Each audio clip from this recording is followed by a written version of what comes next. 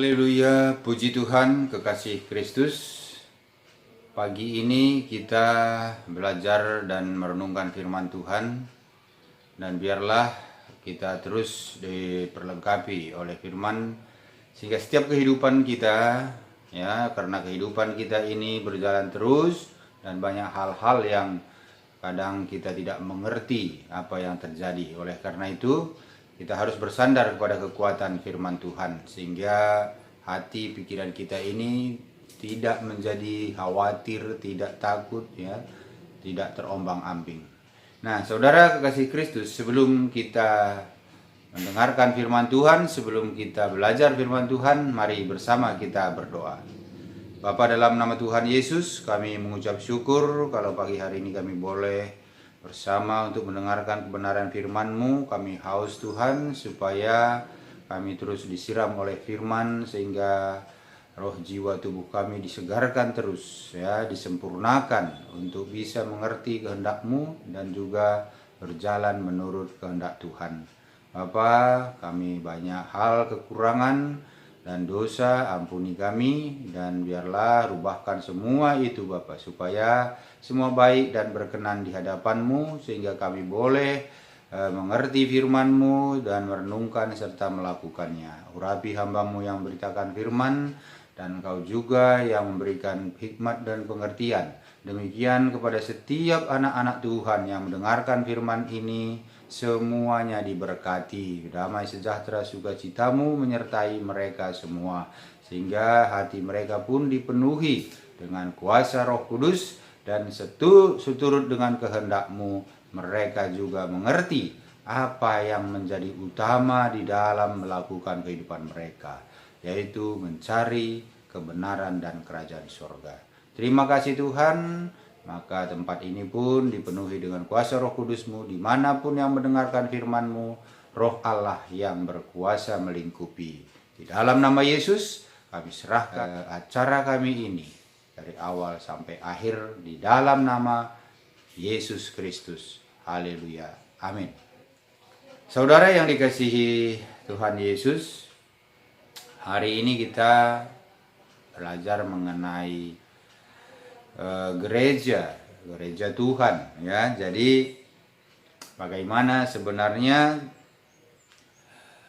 tindakan-tindakan gereja atau aktivitas gereja antara satu dengan yang lain, dan tentu bagaimana gereja untuk, ya, sebagai alat untuk Tuhan menjangkau jiwa-jiwa. Dan gereja itu sebenarnya posisinya seperti apa.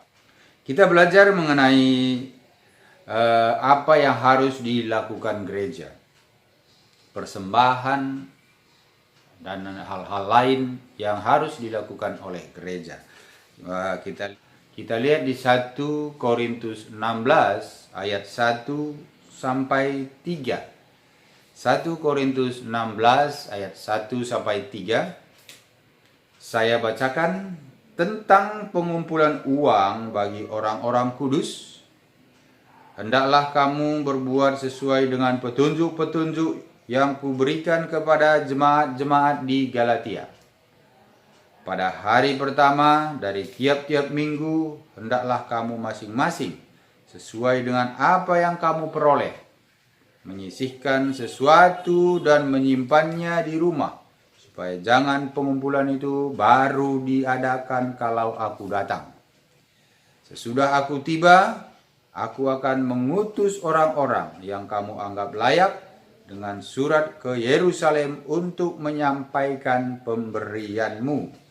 Nah, saudara kekasih Kristus, ini Paulus di 1 Korintus 16 ayat 1 sampai 3 ini lagi menggalang dana, ya, dari setiap gereja untuk membantu orang-orang yang lagi kesusahan, ya. Jadi dia meminta supaya pada saat dia nanti datang ke Korintus, dia bisa membawa persembahan dari Korintus itu ke Yerusalem, ya, untuk memberikan bantuan kepada orang-orang yang sangat membutuhkan di sana.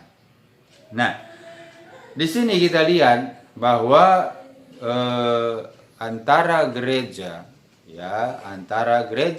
yang satu dengan gereja yang lain diberikan suatu kewajiban untuk saling membantu.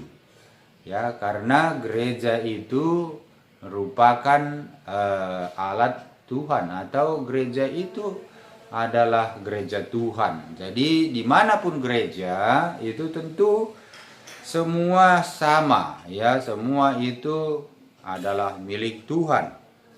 Nah, kalau kita lihat di Roma 15 ayat 25 sampai 26, Paulus mengatakan, "Tetapi sekarang aku sedang dalam perjalanan ke Yerusalem untuk mengantarkan bantuan kepada orang-orang kudus. Sebab Makedonia dan Akhaya telah mengambil keputusan untuk menyumbangkan sesuatu kepada orang-orang miskin di antara orang-orang kudus di Yerusalem." Amin. Jadi ini diperjelas untuk apa sumbangan-sumbangan yang dikumpulkan di Korintus itu. Nah, Paulus bilang bahwa dia sudah menuju perjalanan ke Yerusalem karena dia harus membantu orang-orang kudus, ya, di Yerusalem yang membutuhkan bantuan, yang dikatakan di sini orang-orang miskin, ya, orang-orang kudus yang miskin, ya.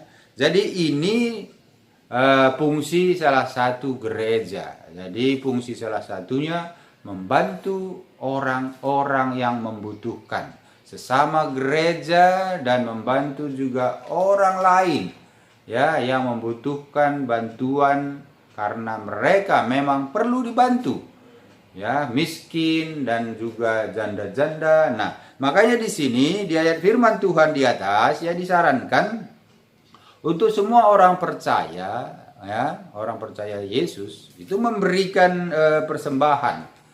Kita wajib memberikan persembahan ke gereja, ya, dan gereja, ya, setelah menerima persembahan itu seharusnya mempergunakan persembahan itu untuk, ya, pos-pos yang benar, ya, posisi tempat-tempat yang benar, di mana pos-posnya itu seharusnya sudah dibuat semua itu ada masing-masing, ya, untuk diberikan ke sana.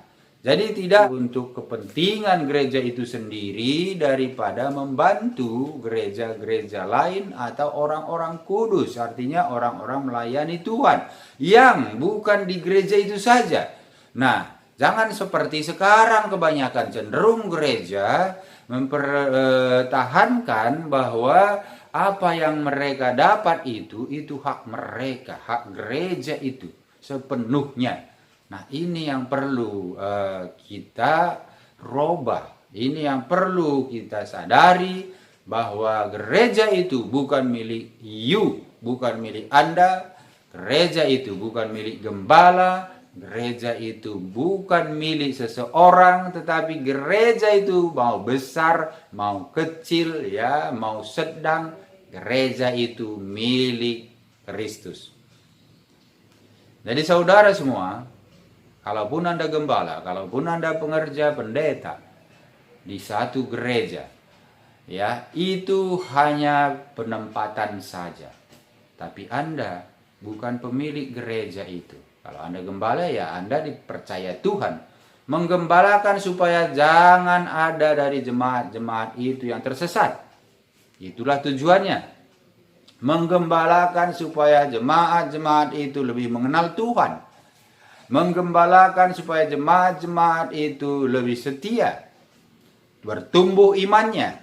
Inilah fungsi gereja dan fungsi sebagai gembala. Dan tidak hanya memikirkan kalau saya jadi gembala, sudah banyak persembahan, sudah banyak jemaat, wah, saya tinggal apa nih yang menjadi kebutuhan saya. Saya tinggal merencanakan untuk membangun gereja saya lagi lebih besar supaya lebih banyak lagi jemaat-jemaatnya. Nah, saudaraku yang dikasihi Tuhan, sadarlah, ya, sadarlah bahwa gereja itu milik Kristus. Kita tidak ada satu hal apapun yang perlu dibanggakan. Saudara itu milik Kristus. Saudara sendiri milik Kristus. Ya, jadi gereja itu tidak mungkin milik saudara.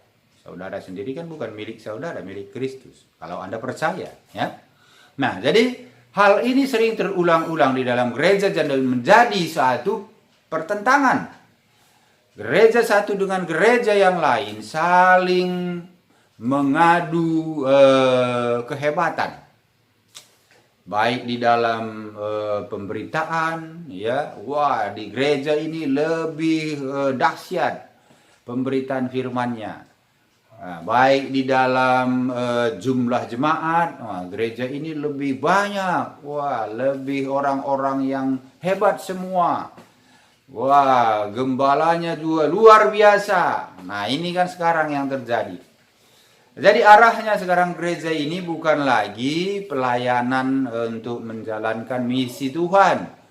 Ya, itu mungkin dijalankan sekian persen, tidak totalitas lagi. Ini yang perlu kita koreksi, perlu kita sadari. Jangan kita ini karena punya pengetahuan, ya, punya teologi yang bagus, ya. Dan mungkin Tuhan juga sudah memperlengkapi kita dengan karunia-karunia. Karunia-karunia dan pengalaman yang luar biasa mungkin dikasih Tuhan. Tapi itu bukan buat untuk Anda merasa Anda lebih baik dari yang lain. Itu harus Anda buang. Itu tipuan itu. Tipuan iblis. Tapi Anda harus dengan rendah hati membagikan apa yang Anda punya. Ya, baik itu pengetahuan teologi, baik itu berkat-berkat yang dari gereja. Harus Anda bagikan. Karena Anda sebagai saluran berkat. Ingat itu, kita ini hanya saluran berkat. Kita bersyukur dipakai menjadi saluran berkat. Kalau enggak itu dipakai untuk saluran berkat, ya kita ini apa? Ya. Makanya saudara yang dikasihi Tuhan, saya lihat gereja sekarang ini sangat banyak sekali saling menuding. Ya, saling memproklamasikan diri atau memproklamirkan diri. Bahwa gerejanya yang lebih baik, saya punya fasilitas lebih baik, saya lebih bisa dan lebih banyak saya beredar mengenai pengajaran saya di sosial media, saya lebih banyak dikenal orang. Yang saya beritakan inilah yang benar, yang lain itu salah. Mereka tidak mengerti, mereka bodoh. Aduh. Saudaraku yang dikasihi Tuhan, ingat ya, setiap orang yang percaya itu milik Kristus.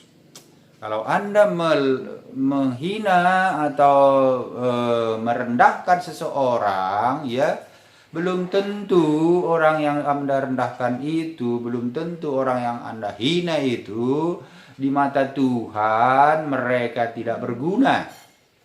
Di mata Tuhan mungkin mereka itu masih banyak berguna bagi Tuhan dengan rencana-rencana Tuhan yang mungkin kita tidak mengerti. Nah, ini yang harus hati-hati. Kita jadi hamba Tuhan, jangan memberi contoh, jangan menjadi batu sandungan. Nah, jadi ini yang tadi dikatakan di firman ini, bahwa gereja itu harus saling membantu. Dan persembahan yang diterima dari gereja itu harus diberikan kepada orang-orang kudus yang membutuhkan. Ya, orang-orang kudus ini, ya, apa yang dimaksud di sini? Atau pelayan-pelayan gereja yang dimaksud di sini siapa? Ya, tentu pengerja di gereja. Pendeta, ya, penetua, pengerja, dan seluruh yang terlibat di dalam pelayanan di gereja itu. Itu harus, ya, diberikan kepada mereka. Jadi tentu pengaturannya itu, ya tentu kita ini sebagai gembala, sebagai pengerja, ya, sebagai orang yang diberkati, tentu kita secara pengaturan, ya tentu ada manajemen gereja. Ya, jadi diatur dengan baik, ya. Bukan berarti setiap persembahan juga langsung, ya, diberikan begitu saja. Semuanya ada manajemen sistematika, ya, sistematis di dalam kita memberikan atau mengatur itu. Ya, Tuhan kita juga sangat sistematis. Dia sangat teratur, ya, dia menciptakan langit dan bumi ini sangat sistematis. Makanya kita pun punya sistematis di dalam hal melakukan segala sesuatu itu. Dan Tuhan pasti ajari kita, beri hikmat bagi kita. Nah, ini hal salah satu, membantu untuk pelayan-pelayan gereja. Hal yang kedua, sumbangan gereja itu ya untuk membantu perluasan gereja. Ya, gereja itu harus diperluas ya ke berbagai daerah, ke berbagai wilayah. Karena itulah tujuan Allah, ya. Pekabaran Injil. Jadikan semua bangsa menjadi muridku. Nah, ini harus kita lakukan.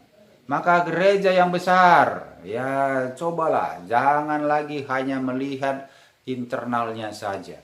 Jangan lagi hanya melihat gereja yang lain yang kurang baik, ya, yang kurang punya kemampuan, terus kita malah tidak memberikan bantuan, cuma kita malah ya menyalah-nyalahin mereka.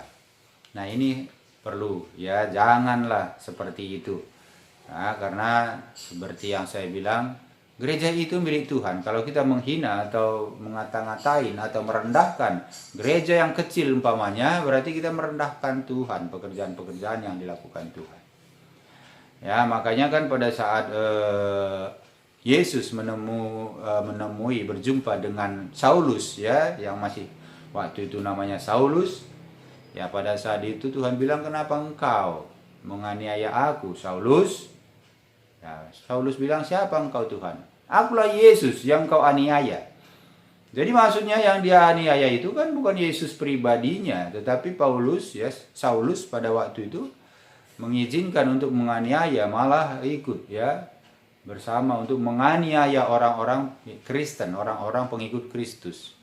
Ya, berarti setiap kita orang percaya yang mengikut Kristus itu, kalau kita teraniaya, itu juga dirasakan oleh Tuhan. Artinya ya Tuhanlah yang dianiaya. Jadi gereja pun, kalau ada gereja besar menghina, mengata-ngatain gereja yang kecil, nyalah-nyalahin gereja yang kecil, ya hati-hati. Anda menyalahkan Tuhan. Anda mengatakan Tuhan itu tidak hebat, ya, tidak luar biasa. Padahal kalau Anda memuji karena gereja Anda mungkin besar, Anda bilang Tuhan luar biasa, Tuhan sangat-sangat memberkati.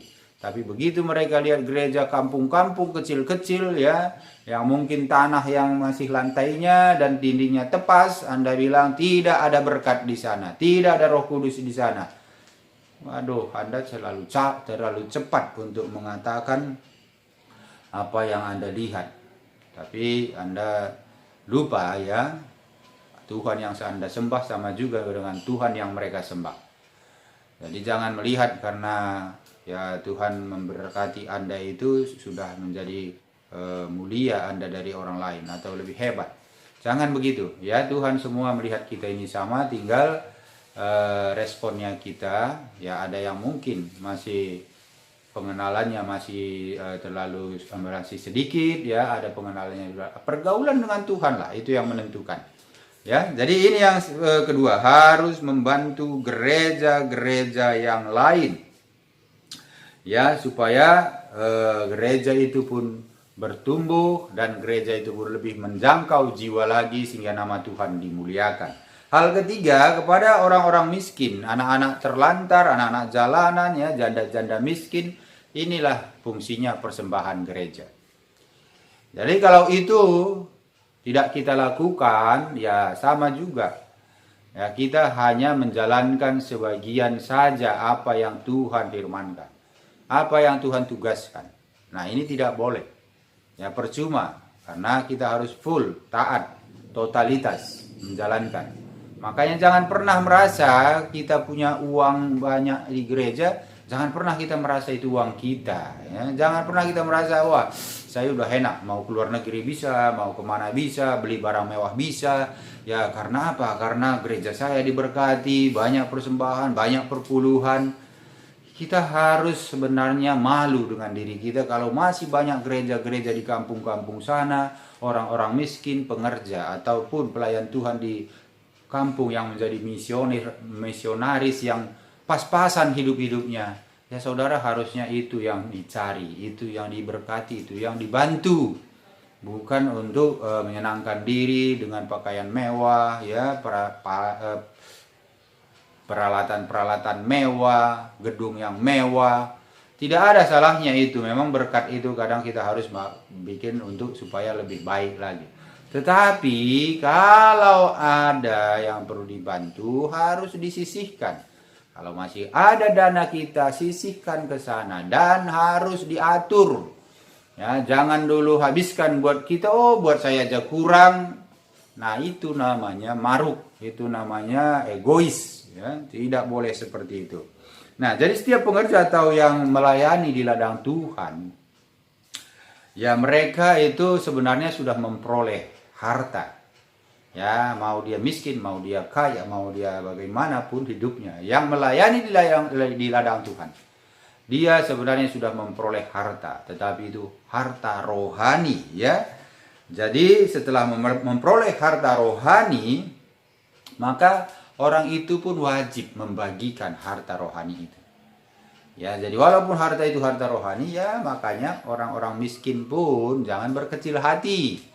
Ya, apa yang Anda terima harta rohani, berbagi juga lah kepada yang lain. Bagikan apa yang Anda terima mengenai Kristus, ya, mengenai kabar baik, mengenai firman, bagikan lagi. Karena itulah yang terpenting di akhir zaman, di saat kekekalan nanti, harta itu yang terpenting. Bukan harta apa yang ada secara fisik yang kelihatan. Ya, jadi di samping itu juga tentu ya Tuhan juga tidak akan menelantarkan anak-anaknya. Ya, kalau dia perlu kalau dia melihat Anda perlu harta jasmani, ya pasti saya berikan. Ya, tidak mungkinlah orang yang setia melayani Tuhan, ya, diberikan kesusahan yang membuat orang itu terlantar gitu, ya tidak. Tapi Tuhan mau yang lebih utama harta rohani itu kita terima, sehingga apa? Harta rohani itu memberi kita damai, sukacita, bukan lagi damai dunia, bukan sukacita dunia, tapi damai yang datang dari Tuhan. Roh Kudus yang memberikan sukacita, sehingga tidak ada lagi di dalam pikiran kita saya harusnya begini dengan hal-hal dunia yang kita lihat. Tidak, ya kita malah mengasihi orang-orang yang banyak harta tetapi tidak tahu mempergunakannya. Itu yang bahaya. Nah, jadi saudara kekasih Kristus, persembahan di gereja ya kita tahu, dan kapan suatu gereja itu harus membantu. Ya, kapan gereja itu membantu gereja lain atau orang-orang miskin. Nah, saat kapan bisa membantu? Jadi ini bantuan ini tentu ini adalah berkat dari Tuhan, dan itu merupakan berkat duniawi. Ya, berkat duniawi seperti untuk membangun pekerjaan Tuhan, membangun gereja di tempat-tempat yang mungkin masih terpencil, yang mana gerejanya juga tidak layak kadang, ya, karena saya dulu pernah ke suatu tempat, gerejanya itu masih dari tanah, dindingnya dari tepas, kamar mandi atau toiletnya tidak ada, di tengah-tengah hutan sana, ya, itu bagaimana coba? Kan kalau pada saat umpamanya ada yang mau buang air kecil atau buang air besar, bagaimana? Nah, hal-hal yang seperti itu yang perlu dibantu, ya, hal itu yang perlu sangat dibantu supaya mereka pun lebih lagi di dalam mencari Tuhan. Dan tentu dengan begitu yang lain pun melihat dan mereka pun tertarik atau ada kerinduan untuk ikut bersama-sama memuliakan Tuhan. Nah, jadi kadang ya membangun pekerjaan Tuhan di bumi ini ya dengan harta duniawi ini bisa kadang menjadi satu batu sandungan.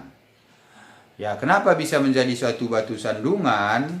Karena harta itu kadang membawa setiap orang terpengaruh untuk menyelewengkan. Ya, artinya bisa dari gereja yang besar atau yang sudah diberkati Tuhan secara materi yang besar, yang banyak, ya membantu ke suatu gereja. Ya, mungkin bantuan itu datang ke orang yang bersangkutan di satu gereja itu, tetapi setelah diterima karena mungkin jumlah yang banyak, tidak dipergunakan sepenuhnya untuk keperluan gereja itu.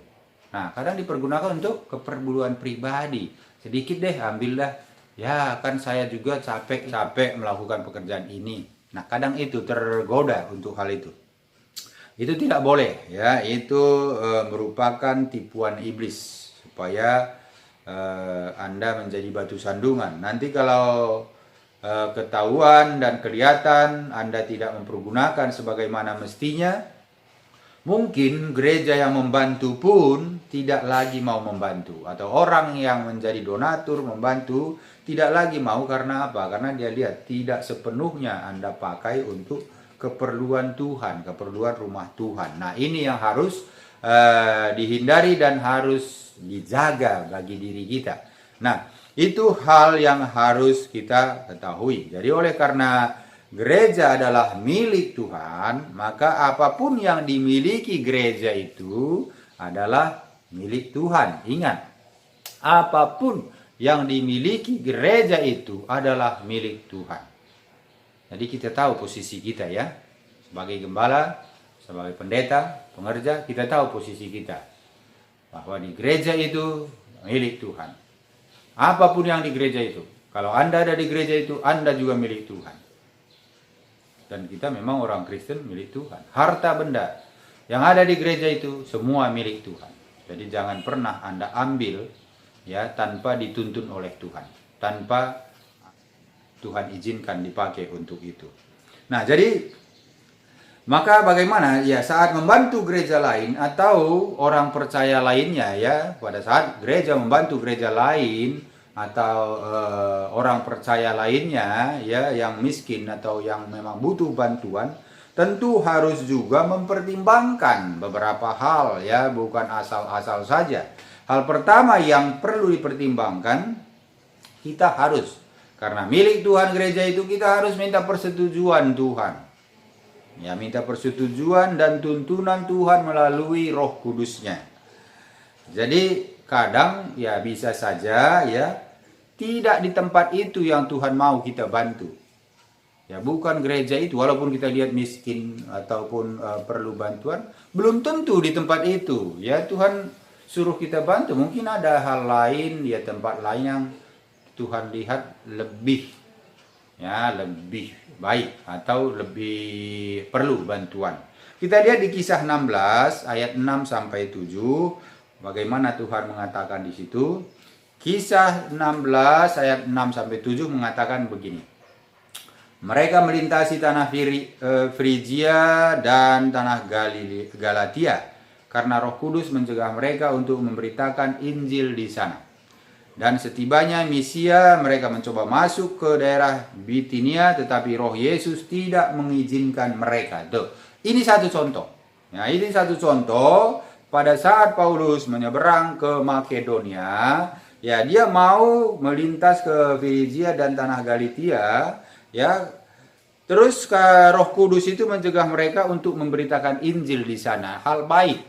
Siapa yang nggak bilang memberitakan Injil hal baik? Ya, sama halnya yang tadi. Siapa yang tidak bilang membantu gereja yang miskin hal baik? Siapa yang nggak bilang membantu hamba-hamba Tuhan, orang-orang percaya yang berkekurangan hal baik? Tapi ingat, itu semua harus tuntunan Roh Kudus. Karena belum tentu hal yang baik kita lihat itu bagi Tuhan itu hal yang benar. Nah, kalau kita melakukan hal baik tapi tidak benar di mata Tuhan, itu sia-sia. Makanya perlu kita hati-hati dan perlu tuntunan Roh Kudus. Apapun yang kita lakukan, ya kita mulai melangkah, kita harus tanya Tuhan. Sebelum kita melangkah pun, kita harus tanya Tuhan dulu. Makanya seperti Paulus ini tadi, dia tidak diizinkan Tuhan untuk memberitakan Injil di Asia, ya. Dan setibanya di Misia juga katanya mereka masuk ke daerah Bitinia, tetapi Roh Yesus tidak mengizinkan mereka untuk ada di sana. Jadi ini kadang mungkin bertolak belakang dengan pandangan atau pengetahuan dunia. Ya kenapa ya? kita memberitakan firman, kenapa nggak boleh? Itu kan hal yang baik. Nah, ini kalau kita tidak benar-benar dituntun oleh Roh Kudus, ini bisa jadi suatu pertentangan. Nanti menjadi perdebatan antara teolog dengan teolog, ya, antara hamba-hamba Tuhan dengan hamba Tuhan yang lain. Ya, kalau kita nggak dituntun Roh Kudus, jangan lakukan. Makanya di sini penting sekali hidup kita ini benar-benar sepenuhnya kita serahkan untuk Kristus, sehingga dialah yang berkuasa untuk menuntun pikiran kita, ya, dia beri hikmat kita dengan kuasa Roh Kudusnya. Ini hati-hati. Jadi bagi orang yang tidak dibantu pun umpamanya, ya mereka harus berdoa, harus tanya, kenapa saya belum dapat bantuan Tuhan? Kenapa saya masih harus menjalankan seperti ini? Mungkin Tuhan punya rencana buat mereka supaya membentuk iman mereka, supaya supaya tangguh. Ya, itu bisa saja seperti itu. Jadi kita kedua belah pihak, baik yang gereja kecil, gereja kekurangan, itu jangan mengeluh juga kalau belum ada bantuan. Harus tanya Tuhan terus. Karena Tuhan tidak akan membiarkan satupun anak-anak yang setia kepadanya terlantar. Itu sudah dikatakan firman. Ya. Jadi gereja-gereja itu tidak mungkin ada yang terlantar kalau benar-benar. Tapi proses pasti dilalui. Proses untuk diberkati, proses untuk melakukan firman Tuhan sehingga Tuhan melihat bahwa sudah waktunya untuk mengangkat atau memberkati, itu harus kita ikuti proses itu. Ya, jadi kalau ini kita pahami, tidak ada gereja yang menuntut, tidak ada gereja yang salah di dalam memberi. Ya, tidak ada gereja yang menjadi pelit dalam memberi.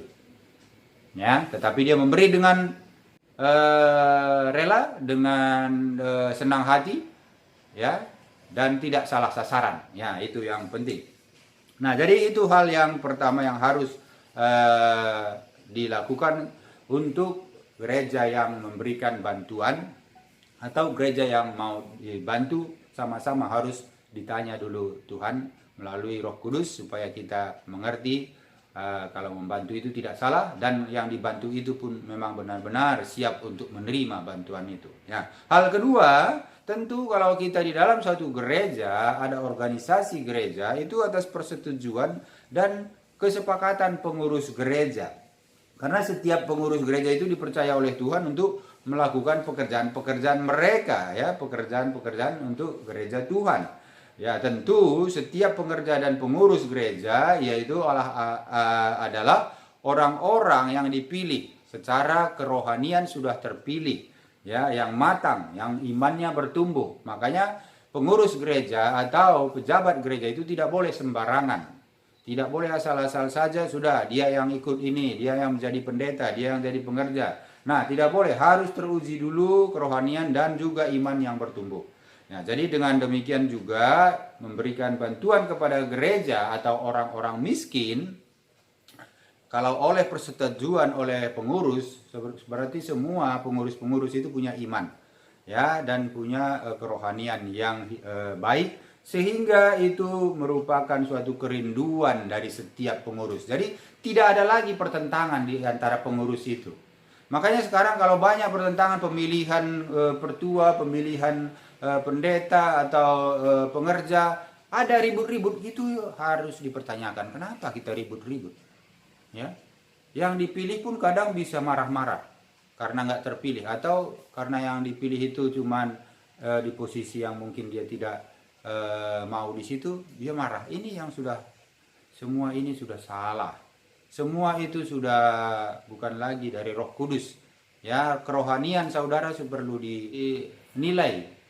Ya, hendak saudara itu harus kembali merenungkan kerohanian dan iman saudara. Kalau ribut-ribut di dalam kita melayani Tuhan, itu hal yang sangat-sangat tidak relevan dengan apa yang Tuhan kehendaki. Nah, itu hal kedua. Jadi iman dari pengurus dan kerohaniannya itu harus dijaga dan harus teruji. Ya. Hal yang ketiga, atas perencanaan yang matanglah kita memberikan bantuan atau melakukan kegiatan-kegiatan gereja. Perencanaan yang matang ini apa? Ya, tentu di situ ada pengetahuan. Makanya Tuhan memberikan kita pengetahuan supaya apa? Supaya kita juga bisa mempergunakan pengetahuan itu untuk hal-hal yang Tuhan kehendaki. Jadi tidak setiap saat ya kita mau bikin suatu rancangan rumah pun ya semuanya kita harus berdoa dulu, tanya dulu. Setiap tindakan tanya dulu Tuhan. Ya ini udah orang bodoh lagi namanya. Ya kita berdoa itu bukan setiap tindakan dalam satu lingkup pekerjaan. Tapi sebelum kita melakukan segala sesuatunya kita berdoa dengan tuntunan Roh Kudus, dan di situ nanti Roh itu memberikan hikmat melalui pengetahuan kita. Maka perlu belajar itu perlu. Jangan berpikir kalau kita sudah jadi pendeta, udah pengerja, udah ada hubungan dengan Tuhan ya, rajin berdoa, rajin menyembah Tuhan, tidak perlu belajar firman lagi, tidak perlu belajar pengetahuan umum lagi. Itu salah. Ya, Tuhan mempergunakan kita dengan apa yang kita miliki. Kalau Anda memiliki banyak, maka Tuhan memakai Anda banyak. Kalau Anda memiliki sedikit, maka Tuhan memakai Anda sedikit. Itu. Jadi kita ini bukan robot. Jadi kita harus mencari, karena pengetahuan ini Tuhan mau kita pakai maksimal. Kita punya pengetahuan yang luar biasa yang sudah dikasih Tuhan. Kalau masih kurang, Tuhan bisa tambah.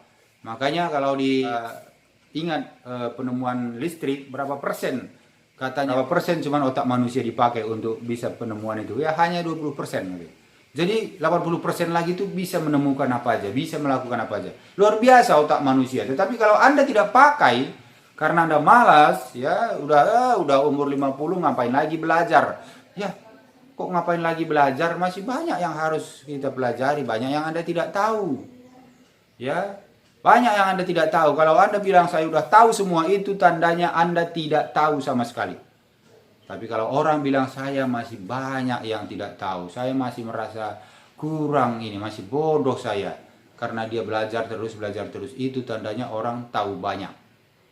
Karena dia tahu banyak dan dia tahu lebih banyak lagi yang dia tidak tahu, sehingga dia pikir dia masih bodoh. Padahal secara akademis mungkin dengan dibandingkan orang lain dia udah hebat, udah jauh banyak lebih tahu. Nah, saudara yang dikasihi Tuhan, ini hal-hal yang tiga ini harus diperhatikan gereja di dalam hal membantu ataupun melayani Tuhan dengan apa yang dimiliki oleh gereja itu. Jadi Tuhan kita kan sistematis, maka di dalam kita membantu itu pun harus sistematis, punya perencanaan ya. Jadi tidak boleh sembarangan saja. Makanya Tuhan bilang juga melaksanakan amanat agung itu, Yesus katakan menjadikan setiap bangsa menjadi muridnya, artinya perluasan gereja Tuhan itu harus dengan sistematis. Ya tidak boleh tidak terencana.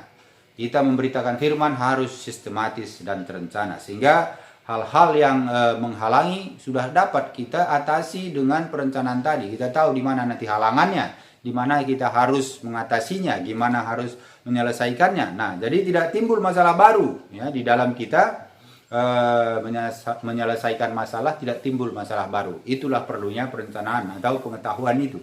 Nah, saudara kasih Kristus ya, demikianlah seharusnya setiap gereja atau setiap persembahan yang ada di rumah Tuhan ya, itu adalah milik Tuhan dan dipergunakan untuk pekerjaan-pekerjaan Tuhan.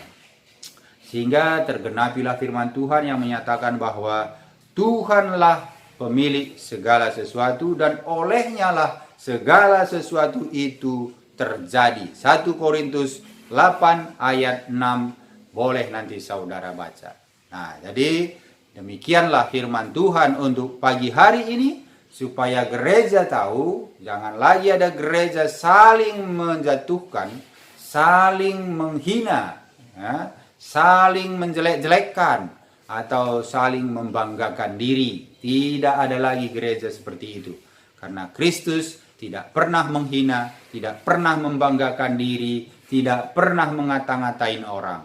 Kalau Anda bilang Anda adalah anak Kristus, Anda dibilang Anda pelayan Kristus, Anda bilang Anda gembala, Anda bilang Anda pengerja, pendeta, maka contohnya sudah ada. Kalau memang Anda bisa seperti itu, ya Anda bisa mengatakan, saya adalah anak Kristus, saya adalah pengikut Kristus. Tapi kalau Anda masih banyak hal-hal yang kepahitan, banyak hal-hal yang keduniawian, ya perlu Anda terus ya terus berusaha atau minta tolong kepada Tuhan untuk merubahkannya. Kekasih Kristus, inilah firman Tuhan yang perlu kita renungkan. Ini terutama tentu bagi gereja, ya, supaya jangan lagi karena beda denominasi bilang, gereja kamu tidak ada Roh Kudusnya. Wah, hati-hati, jangan terlalu gampang bilang gereja Anda tidak ada Roh Kudusnya, gereja Anda tidak diberkati. Oh, karena tidak mengerti firman, karena begini begitu. Aduh, jangan terlalu gampang sekali tuh, saudaraku. Inilah akhir zaman. Jadi banyak kita ini nanti hal yang awal kita lakukan memang hal yang baik dan benar, kudus, suci, murni. Setelah banyak berkat, lupa sehingga kita membanggakan diri, kita pikir kita punya kekuatan dan kita yang bikin itu menjadi berkembang. Nah, ini yang harus kembali kita merendahkan hati. Ya, terus minta Roh Kudus untuk menjaga hati saudara. Jangan sampai saudara besar kepala, tetapi Tuhan tidak berkenan. Saya hanya rindu semua gereja bersatu, baik besar, baik kecil. Gereja besar jangan bangga dengan dirinya sendiri. Gereja kecil jangan kecil hati dengan apa yang dia miliki. Karena semua gereja adalah milik Kristus. Dia pemiliknya, jadi tidak ada yang namanya besar, tidak ada yang namanya kecil. Yang ada namanya adalah melayani Tuhan dengan benar atau tidak. Itu saja. Tuhan berkenan bagi setiap gerejanya. Dan biarlah Tuhan memberkati semua. Dan Tuhan memberikan hikmat bagi semua yang pengerja-pengerja, jemaat-jemaat Tuhan. Biar kita gereja bersatu. Tubuh Kristus harus bersatu. Ada punya karunia berbeda-beda, tetapi itu kalau dipersatukan, maka berfungsi dengan maksimal. Sama dengan tubuh manusia. Ada yang jadi kepala, ada kuping, ada hidung, ada mulut, ada tangan, ada kaki. Tidak boleh sama semua. Ya, kalau tangan bilang, ya karena aku tangan, aku bisa mengasih makan tubuh ini. Jadi, aku yang paling penting. Nah, bagaimana dengan kaki? Kalau kaki nggak ada, mau makan bagaimana caranya? Mau jalan nggak bisa. Bagaimana dengan mata? Kalau mata nggak ada, bagaimana kita melihat sesuatu yang bisa dimakan atau tidak bisa dimakan? Bagaimana dengan mulut? Kalau mulut nggak ada, mau makan lewat mana? Jadi semua kita, gereja itu sama pentingnya. Mau kecil, mau sedikit jemaatnya, mau banyak, mau besar gerejanya, itu sama. Tugasnya sama, saudaraku, kasih Kristus. Jadi itulah kerinduan kita semua. Mari bersama kita untuk bersatu di dalam tubuh Kristus. Demikian firman Tuhan. Biarlah Roh Kudus memberi hikmat pengetahuan bagi kita. Dan Tuhan Yesus memberkati. Mari kita berdoa. Terpujilah namamu Tuhan Yesus. Karena kami percaya segala sesuatu yang kami dengar hari ini bisa merubahkan hati pikiran kami sebagaimana kami melayani, baik sebagai jemaat, baik sebagai pengerja, gembala. Tuhan, Engkau sudah menegur kami supaya semua kami melihat hal yang sama, yaitu semua kepunyaan Tuhan. Gereja milik Kristus, maka tidak ada gereja yang tidak diberkati, tidak ada gereja yang kecil atau gereja miskin, tidak ada gereja besar atau gereja yang kaya yang memang lebih baik dari yang satunya dengan yang lain. Tetapi semua gereja itu adalah milik Kristus dan Tuhan mengasihi semua. Berkat-berkat Tuhan turun atas semua gereja. Tapi Tuhan sudah memberikan orang-orang yang dipilih untuk melayani di gereja dengan kerohanian yang baik, iman yang hidup, sehingga apapun yang Tuhan rencanakan melalui hamba-hamba Tuhan ini bisa terencana dengan baik, dengan sistematis, sehingga rencana Tuhan untuk menyebarkan atau membawa semua orang, membawa semua jiwa untuk menjadi murid Tuhan bisa dijalankan dengan baik dan benar. Tidak menimbulkan masalah baru, tetapi semua itu bisa dilancar dengan segala sistematis yang telah dibuat dengan pengetahuan-pengetahuan yang Tuhan berikan. Berkati semua Tuhan hamba-hambamu, supaya namamu terus dimuliakan dan kami ini bisa bersatu di dalam satu tubuh, yaitu Kristuslah sebagai kepala. Kami saling menopang sehingga apa yang Tuhan rencanakan itu di bumi terjadilah sesuai di sorga. Terima kasih Bapak, hamba sudah memberitakan apa yang Tuhan kehendaki di dalam firman-Mu ini. Roh Kudus memberikan hikmat pengetahuan biar bisa setiap yang mendengar terus merenungkan firman ini dan melakukan untuk kemuliaan Tuhan.